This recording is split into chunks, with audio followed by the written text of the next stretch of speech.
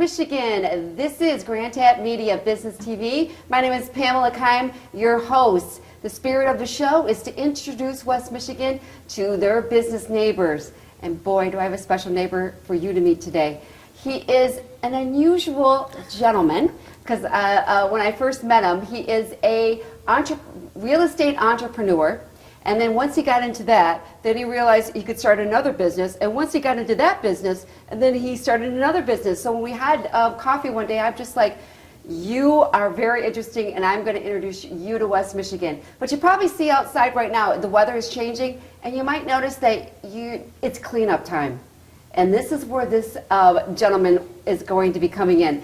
So I want to welcome to Grand Tap Media Business TV, Joe Howard III from Junk Nights, right? Yes. Okay, we're going to be talking about that. Thank you so much for being on the show. Thank you for having me. It's an honor. I'm really honored to be, honorary junk night within the Grand Castle and Grand Tap Media. So this is all grand today. Well, and it is, right? When I walked out my home, I just started noticing what people start noticing. They get kind of dormant in the winter. Yes. Right? And all of a sudden, they can hear the birds starting, and they're like, spring is coming, and they're looking around like, and this is where you are going to be coming in, even in your yard or even in your garage or whatever. Yes. So let's talk about, first of all, how you got into being an entrepreneur in real estate, because that you hear that, but you don't meet many people that actually can pull that one off, and you did. True. And then starting it, and then starting another business from there, and then looking at that business and how it just kind of grew, and now you have several businesses. Yes. Of Yes, West we Michigan. So let's start. Well, from first and foremost, it started back in high school, Pamela.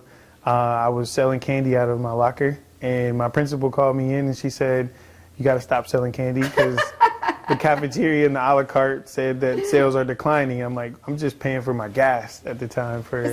Did you think that was unusual, though, that you came up with something to do and other people were begging their parents? Yeah, actually, it came from my mother. It was an idea, and she said, well, both of my parents, they're like, we're not going to pay all your bills, so you need to provide a source of income. And being a three-sport athlete at the time, I was like, okay, well, this is the best thing to do, most convenient. So passive income triggered in my head very quickly of being able to solve a problem for other people. So fast forward, when I found out about real estate, I was working overnight at a nonprofit here in town, and I just seen how I could become valuable to other people by just helping solving problems, whether it be within like death, disability, divorce, or demotion.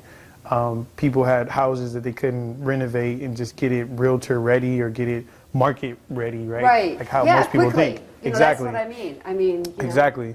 So we came in and solved an issue with an investor that's still my mentor today. And Renee and I were like, hey, now that we got this house bought and we solved a problem for, it was a gentleman who had just lost his wife through death and he wanted to downsize. He was like, Joe, I'll pay you to clean out the house. And I was like, Renee, I like to be, buttoned up, and like you. He was like, but I'll pay you. And the numbers just made sense. And people within the community on that same neighborhood, while we're cleaning it out, a friend of mine and I said, hey, we'll give you another $50 for a mattress. I was like, okay, we're going to the dump anyway, so be my guest. So you just start picking up the trash along the they came out, they seen us from the window, and then they just said, hey, I got an extra mattress. Someone else had a TV. And I remember it was a toy set as well. And I was like, wow, this is pretty nice. You thought instantly once you went into, and like that, you could turn this into a business. Yes. Right? Yep. And because it related to the other business of the real estate investing side. Right. So being able to purchase these ugly houses, they come full of junk or unwanted items, right? So having the means to be able to have a truck and a trailer at the time, and then we upgraded to more commercialized trucks as the business went on to franchise, as we have. And now we have dumpsters that we do full service demolition and also full service junk removal. Wow, and you really kind of, well, like I said, and I read in your website, helping people that are going through a difficult divorce. And, and stuff is, when I will tell you, when I was downsizing, stuff is emotional. It is. You pull out stuff, but when I had the movers come in, this was before we met, but I had them come in, and they had no problem going through it. Me, I was just like, I was an emotional basket case by the end of the day. Yes. Because everything had a feeling towards it. It does. So with that, it's beautiful because we work with a lot of great nonprofits and a lot of other for-profit businesses that we donate to, where we can repurpose and donate. So such as Family Promise. They're a homeless shelter for families. And what they do is they repurpose this stuff for free, unlike other nonprofits that we won't mention, and they donate it to their clients, either currently in the program or past clients that may just come back and say, hey, it's a hard time. It's Christmas time most of the time, and they have the things that some people deem junk or unwanted items. We actually use it in our own home, some of our own properties. I have proudly told some of my friends and family members, even my uncle from LA, I got this off a job. I got this off a job. Did you really? Okay. Love it. Okay. So I was going to say, when you go in like that, I mean, if you're looking at, can you start to see, when you go in, the value of some of this that they're just throwing away? You're like, are you getting, where you could probably like, you know what, that's going to work for somebody, or how does that work? Or donate it to an organization that's probably really going to use it. I mean, because you walk in like a hoarder, for example. Right? I was going to say it varies. It definitely varies. And they have a lot of stuff, but they've built that over the years. Yes. And yes. Are you getting good at that? We are. So I feel like it's a compound question that you asked. So I'll break it up. The answer is, number one, not every property or client that we go into, we're going to find things of value. Some people may think it's valuable. That's why it's been stacking up. But if we're able to repurpose it, we try our best to do so. Some of the nonprofits, like in the image, it can't be ripped up significantly. It can't be wet. Right. It can't be compromised with like other animal hair, things of that nature. So then we have to just be able to say, hey, we got to dispose of all of it. Now with the hoarders, we're able to work with them because it's a psychological situation that they're going through. And we have a hoarding task force here in King County. Okay. And you work with them? A couple times throughout the year, we work with them. They also have other vendors, but we just know that they're there, and we love the work that they do overall, even if they don't work with us specifically. Sure, their mission or something? Yes, exactly, because it's a liability when, say, a fire happens and a fireman is trying to go save the people and the pets in the home, but then you have stuff everywhere. It's not a clear path. So that's where the hoarding task force is trying to keep people safe. Right. Or if something happens where a roof falls in from ice damage, right? How do you get in and safely get out? So with them, we work with them on stages. Since we charge by volume with junk nights, we're able to go in one time or 10 times and have be the same amount, and also work with other organizers in the city as well. Right. Okay. So I'm watching this, right? And so you help the homeowners. Yes, we do. And businesses. And how would I go about doing that? I mean, what should I look at you guys organize, or you just tell us what you want gone? How does that work? Great question. So we work with property managers. We have a lot of those as preferred clients, a lot of brokers, realtors, and business owners and investors.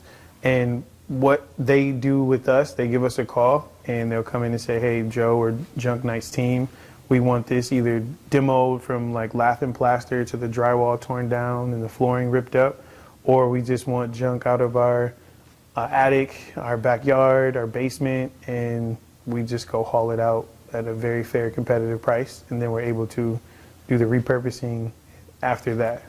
I used to work with seniors. Okay. And I was in the aging community for like 17 years. One of the things that struck us, they don't know how to get rid of things. They let their yard go and whatever. I mean, if a neighbor's kind of like, because you know what, you talk about making West Michigan beautified, green, yes, by picking up junk, right? Yes. You probably drive by places, I'm like, oh my gosh, this place is just, but the senior can't afford it. Yes. Right? Yep. And so what if the neighbors, if this may even be a mission out there for some people, is just gather together and they hire you, and could you help Ethel down the street, get her yard up, get her backyard is full of stuff, and you understand the garages, she's not going to get out and do that, but we want to clean up our neighborhood, and she's one of the people, right? So we actually, this was my mother's idea, and also my partner's Brittany, my beautiful wife, and they said we should start donating a dumpster. So we have a dumpster day that we donate once a month to anyone that would like to recommend that. So if you're watching this and you have a client like that, would you can just give us a call or reach us out at 616-805-9773, call or text, and we will drop off that dumpster to that person. Of course, they got to want it, right? And say, oh, yeah, we'll utilize the service. Yeah. But also, Steepletown Neighborhood Services, they have a program specifically for seniors within a set area of Grand Rapids on the west side that they do that specific service to. So we'll refer seniors to them because they are on a tight budget. They are. And yeah. they'll take and care they of do. them as They well. don't know how to go about it, and they have a million things they need done. Right. But one of the things the neighbors notice most is when you drive by, it's just the pile up of junk, things on their porch. You just can't get to that kind of stuff. So what do you notice, real quickly, when you're starting to take all of this stuff away? I mean, I would think I'm always relieved. Right? I would think, is that what you experience with people? Oh, yes. Oh, my God, I wish I would have called you years ago. Yes. This stuff has just been nothing Yes. but emotional drain on us. We've Dread. gotten tips. The guys love tips. We've gotten great reviews. I love the great reviews just so people can see the transparency of our business. Beyond that, people have given us gifts. I've gotten kind of extra long hugs of sigh of relief before. Most recently, as of last week of late February 2020, we tore down a garage over in Muskegon, and the neighbors were watching us, and we got like a round of applause from across the fence over here. Another guy came over and he gave the team a bottle of moonshine that we utilized after we clocked out of work, but it was just FYI for the record, disclaimer, not on the job. I know. But it was just so miraculous that they were so gratified to see this ugly garage be torn down and hauled away that we slayed. And they were like, thank you. This has been here for 15 years and it's been hideous. And the neighborhood was like throwing tires in there because no one was claiming it or cleaning it. So we counted 57 tires out of that one garage. Okay, well, let's get back to, so now how many people work for you now? I mean, you started off as an entrepreneur, and what is that entrepreneur business mind? I mean, we all want to know because I deal with it, myself dealing with it stuff. Yes, so we actually have 8 staff on duty, 4 are full-time, 4 are part-time. A lot of times, depending on the scope of work with our demand, if we're doing some real estate work on a job, on a project, or also have several other jobs, all 8 guys are out because then we can just drop a dumpster and then drop a crew there, drop another dumpster, drop a crew there, and then I'll just rotate with the truck picking up and dropping off. What has it been to have that? Okay, so for all the entrepreneurs, and that's why I wanted to have you here, what does it take to start and you know what I mean, successful? You probably had tell us some struggles you have being an entrepreneur. Yes. And some of them the biggest question I get is, how do I know my effort's going to be starting to receive the light, you know what I'm saying, pay off? Does that make sense? Yes. Okay. Well, it's a couple of different ways. Great question, but I mean, you have blind faith when you go to work for all the other bigger companies, right? When you go shopping, you know, people swear by a specific mega store that they go to in regards to clothes or food, but some mega stores have closed down before in the past, right? But you had that blind faith, right? You know, and being an entrepreneur, you just gotta believe in what you possess, you know, because we all made it here for some specific reason and have a specific niche within our purpose to help out, right? And I was like, no, I want to be transparent on what I'm doing. So now, doing full service junk removal with our franchise Junk Nights. And also creative real estate. Hey, we buy ugly houses. I can make a status on Facebook. I can make an announcement wherever I am. I can tell you, it's no secret. You know, if you see an ugly house, give me a call. I know, but you're always on the hunt, right? When you're out Always. there on a way to, and that's led to even starting a business where you've taken really good junk and done it. And so you had started another business where you saw the need for that because you looked at people's stuff. Not all this should go in the dumpster. Yes. Right. Purpose. That business is 3 visions.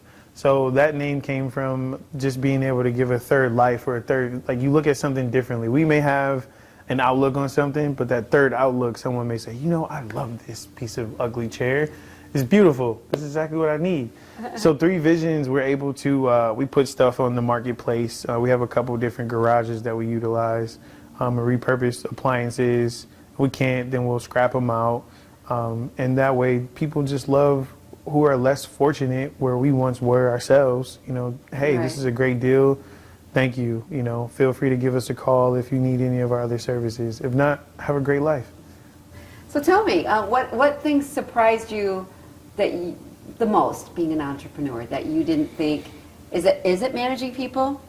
Is it trying the HR part of it? Because that's what a lot of people say. You're working for the people to get everybody to, do you know what I mean? Be accountable to help them succeed because it helps you succeed. And what's your feedback? The most challenging, I would agree.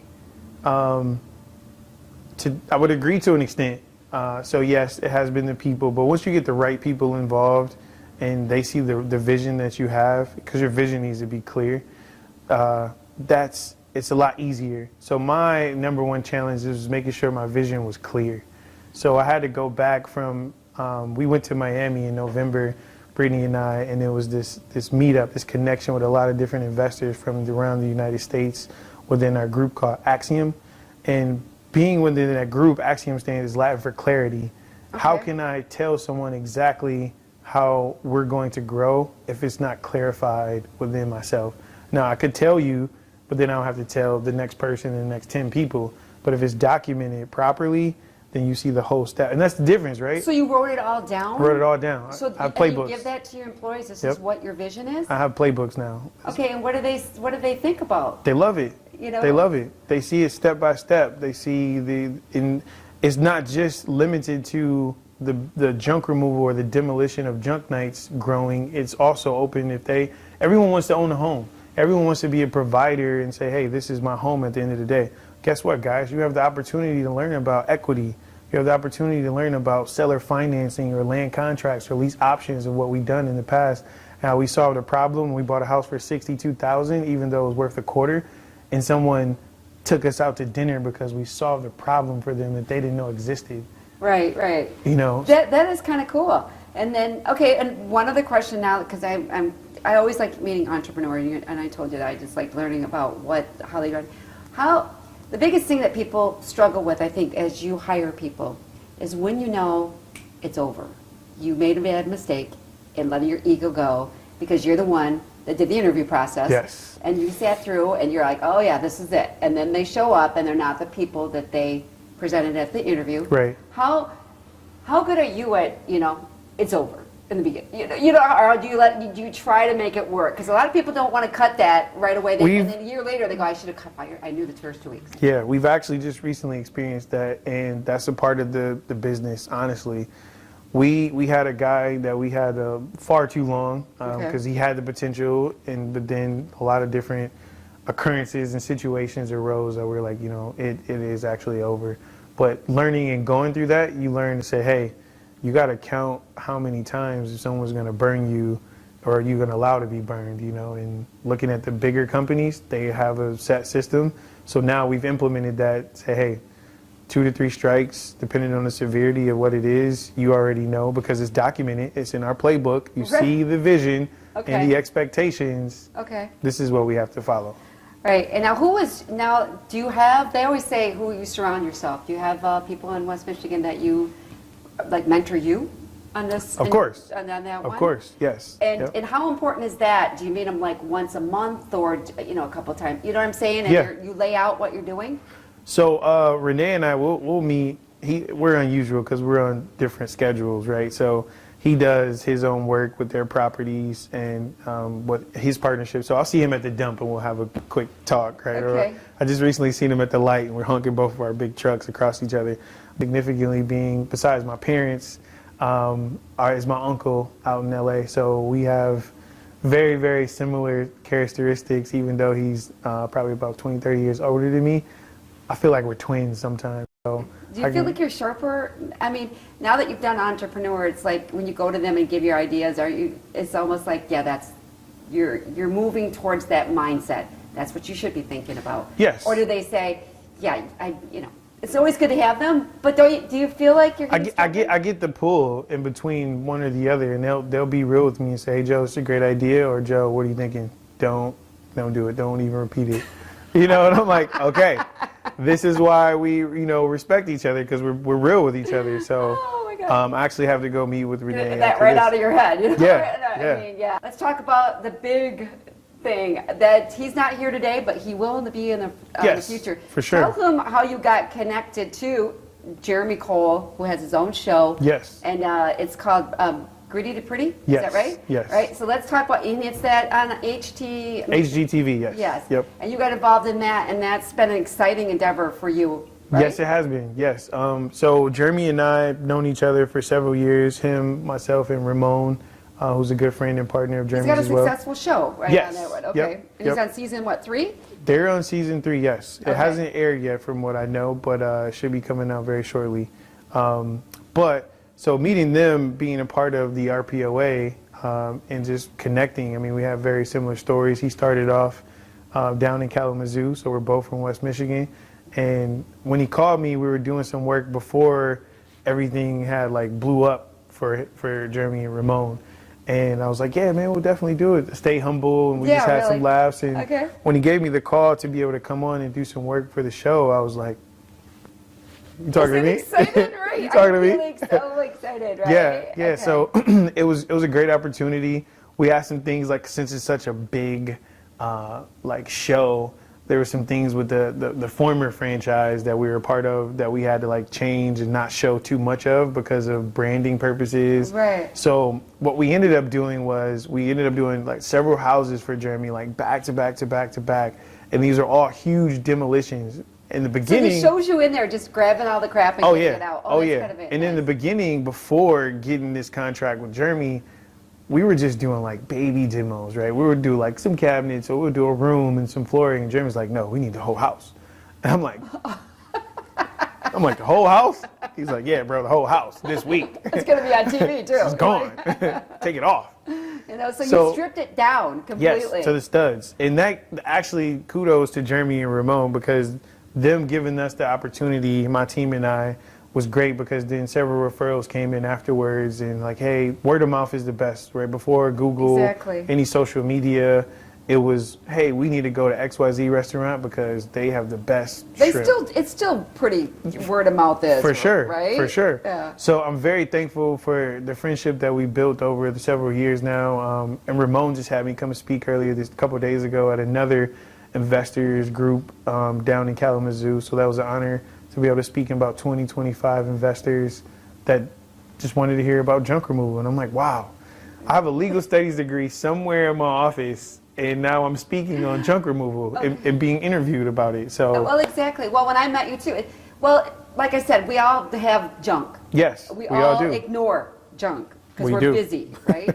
And then eventually, I had an organizer came in. We did a room, and she's a professional organizer. So she came in and she organized this room, and I tell you what, the weight of it, I've kept it pretty organized now. I don't, and I just walk by it and I feel so much calm. But like my garage, I walked out to my garage, got out my car, and I was like, oh God. It starts to, over the winter, we just ignore things, pile up things and whatever. And you probably hear people say that. Oh, yeah. It's been going on for years, and we've just been busy, but now I can't take it anymore. We bought a house, the most interesting one, because people have it for years, or 9 years, or 15 years, or 25 years, but the record was 52. This guy was living in this house. It's one of our rentals right now near Grand Valley, and he just collected even the stuff from his children after they got out and got older and became parents themselves, still collected. So we had about 16 dumpsters that just ran out of this single family home. I like football, doing junk removal. So I love it because I was all-state linebacker, leading tackler of my team in the conference in the state, and just being able to just tackle a big job and say, yeah, we conquered that, or we won this job. And, you come out with some bruises, and like, Britt, I got cut right here, I got a scab right there from the job. Knock it down. Oh, yeah. Knock it Stuff, down walls. one of And my that's what guys, you do now. oh, yeah. It's just go in and, besides removal, you can do that. Oh, yeah, now. yes. The drywall, you want this room stripped, we can come in, get rid of it. Yes. Wouldn't that be the greatest? Okay, drywall gone, get rid of the crap, all that dust. Oh, yeah. Suck it up, and then I come in, my other people come in 2 days later. All right, Yes. everything's done. And that's how we do it. I mean, that's what I was going to say. All right, and you all speaking. You are a speaker. People hire you to come out and speak. Yes. All right, Yeah. let's talk about that endeavor. And we I didn't know that. You went through kind of like, well, I met you in Toastmasters. Yes, yes. All right, so let's talk about getting out there. Who are you speaking in front of? You know, if anybody's watching and they want to learn more about what you do and how you can, you know, maybe it is a homeowners association again or something, real estate. Right. All right, let's talk about what. So that passion just came from a former alumni of my old high school, Andre Nichols. So he taught me a lot of being an interactive education consultant. So when I go speak, I don't just try to speak and talk. I try to be engaging and have some activities involved in regards to speaking of the expertise that I'm going to share and enlighten the group on. So it started off with just doing student presentations in schools and doing parent workshops, but then it grew to being able to speaking and talking about junk removal or creative real estate. So now we coach a couple different mentees a couple different times a month where we meet up and we just talk about how for them to... You're coaching people too? Yes. Do it? Okay. Yep, to build up their portfolio and to get to where we are and then grow past us. So, hey, man, how you doing? You know, you making $1 million now? Let me be your driver.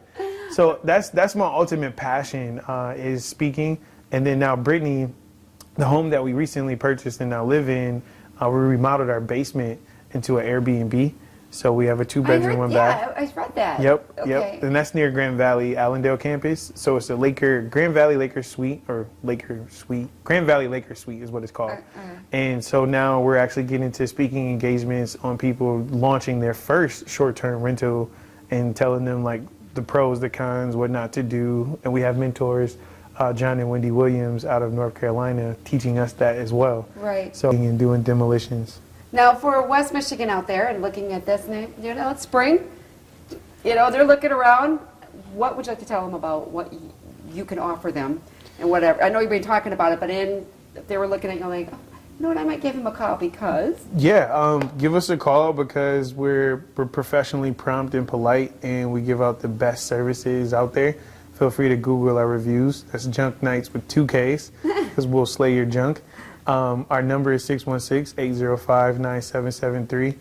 Family owned, family ran, and that's one thing that we pride ourselves in is just being able to employ and work with other family-like people here in West Michigan. We go all over West Michigan as far south as Portage, Michigan, the Lake Shore we'll cover as far north as Baldwin, Michigan, and as far east as Lowell. We have went further than that, but we love what we do here at Junk Nights, and you can tell from each job. So I could tell when I met you. You were here. What do you think? The castle? Yes, I was here for the grand tour. I loved it. Thank you for that. We had the grand opening here, and we met through networking. Well, Yes. Toastmasters, actually. Yes. And I said, you got to come to this grand opening, and you were so gracious. You did come, and it was a great night. It was. And to have my show out of here, can you believe it? I mean, Congrats. You spoke that into existence, too, because when we last met, you were like, I know I it. can't wait. I would love it here. And I was like, you'll get it there. You'll get it there. And remember, we were like, what if we did the interview with Junk Nights in the castle? That's what I said, and here we are. We've been planning it. Wish you all the success. Thank you. At Junk Thank you so much. Nights. Yes. I'm with Joe Howard III. The third. Thank you for being here, everyone. Thank and you. look him up on Facebook if you have any want to get rid of some junk this spring. We want to thank you for being here. My name is Pamela Keim, and this is a Grand Tap Business TV, and we'll see you next time. Take care. Hi, Mom. Hi, Dad. Bye.